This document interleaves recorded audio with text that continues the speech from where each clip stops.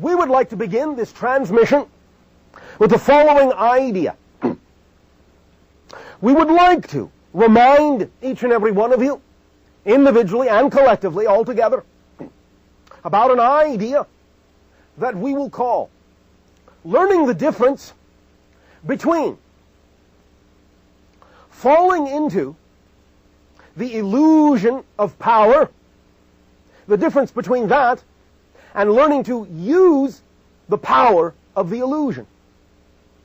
Many individuals on your planet for quite some time have fallen under the illusion of power, thinking that power exists in the outside world and must be, in a sense, harvested, must be attained, achieved, that things, circumstances, situations, even people, must be somehow manipulated, controlled, brought into the position that you desire them to be brought into in order to achieve a certain thing. Many individuals have fallen under this illusion of power, and of course the result has been a great deal of strife, separation, segregation, pain, suffering, and so forth. But now, many individuals are beginning to awaken from the illusion of power and are beginning to be able to actually use the power of the illusion.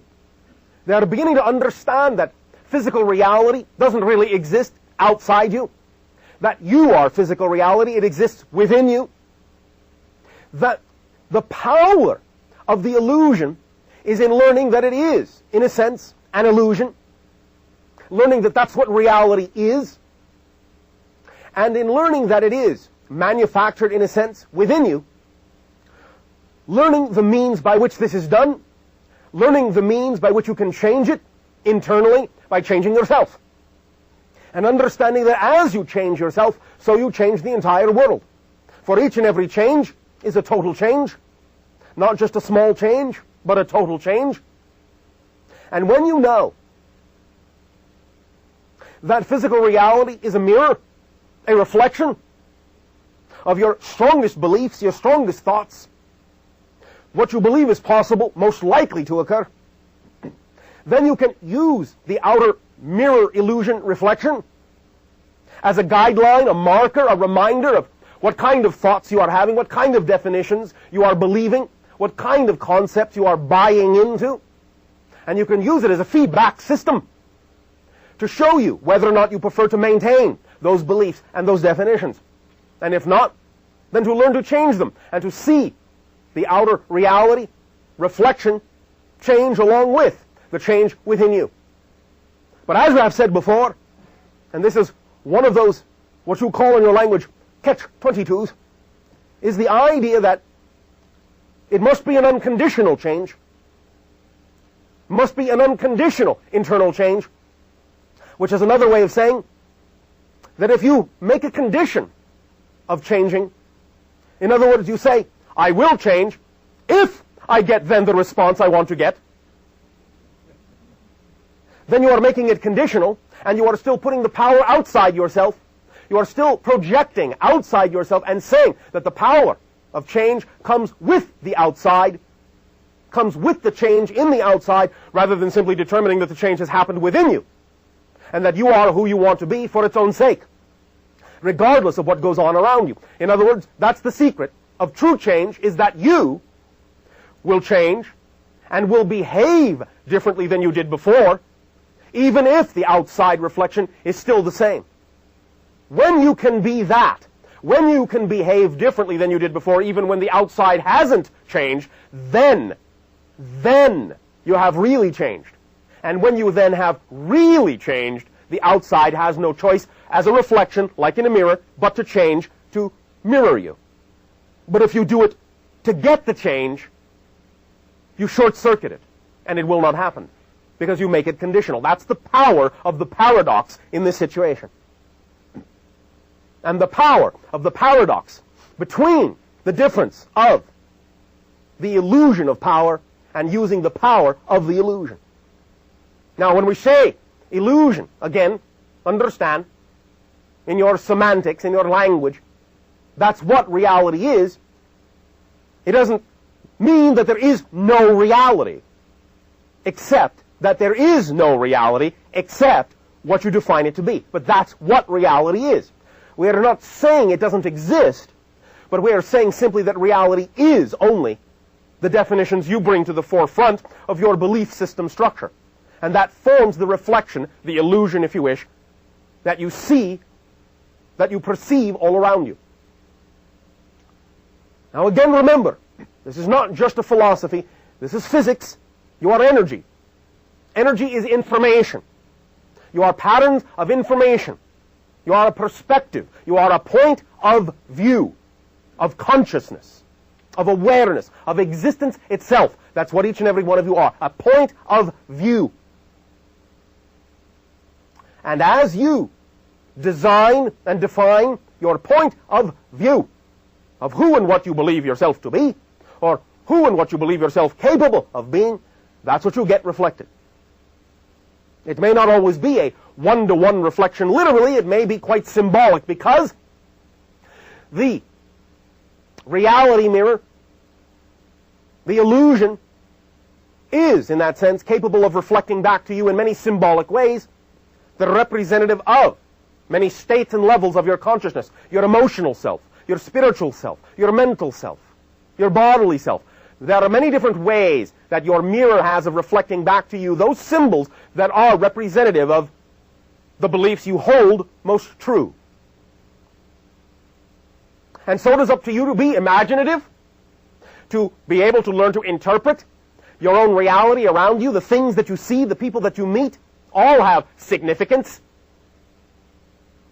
There are no accidents in that sense.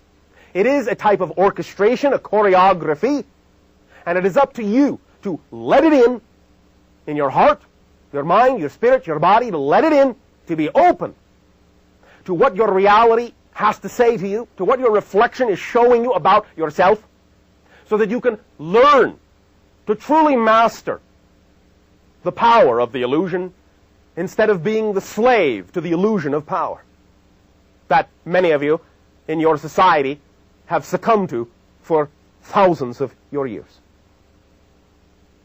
This is what this transformation is all about, that's going on in consciousness on your world, the awakening, the opening up of yourself to more of yourself, the realization of who and what you really are, what you were really created to be, and thus the total surrender, that is to say, total acceptance of yourself, so that reality can show you who you actually are, rather than playing the illusion game of who you think you're supposed to be, which only has you running around in circles and tiring you out. And you have been so very tired for so very long as a society. Time to energize and wake up, and the way you will do that is to surrender to who you are, accept who you really are in your heart of hearts, as a dreamer, as an imaginative creator, and accept reality as a reflection of you. You're not a victim in any way, shape, or form, on any level whatsoever, unless you decide that's the game you want to play. And if you do, it will be allowed, because you are always supported in everything you decide is true. Because, again, infinite creation is nothing but unconditional allowance and love, and will allow you, through its unconditional support and love, to have any game scenario you want, even a game scenario wherein you can pretend you are not loved. It loves you that much. And so use that love to your advantage, and allow yourself to wake up into that love, to love yourself, and to understand that anything at all, is possible for you within the context of the reality that you have chosen, and that you are now expanding even the definition of that reality now that you understand, or at least are beginning to understand, the power behind the illusion. So, as it expands, you will expand, possibilities will expand, reality will change, and you have begun to see many of the symptoms of that as space and time become very much more slippery. And things are not quite so rigid.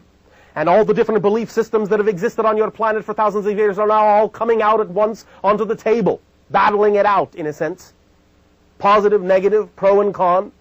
Everything coming to the surface, all the deep, dark secrets, all the fears, all the doubts, along with all the possibilities of infinite joy, all coming out on the table all at once, so you can choose, because that is the ultimate tool of freedom and power, the ability to know you can choose. And that's all there is to it. And it begins from the realization that that's all you've ever done, is choose. What you get is what you chose, consciously or unconsciously. To believe was the most likely kind of thing you were capable of getting. Now that you can begin to see yourself as a true aspect of the infinite, you will know that infinity is open to you. And it is up to you to determine just exactly how much of that infinity and how much ecstasy you can handle at any given moment. You determine the rate. You are the valve, completely and utterly, that determines the rate of flow of that ecstasy, because it's only your energy that you're going to be feeling. And it's up to you to determine exactly how you want to feel your own vibration, in what context and in what form. Whether you want to feel your own energy as joy, or whether you want to feel your own energy as fear, it's up to you. But both can be instructional and both can be educational, if you use them that way.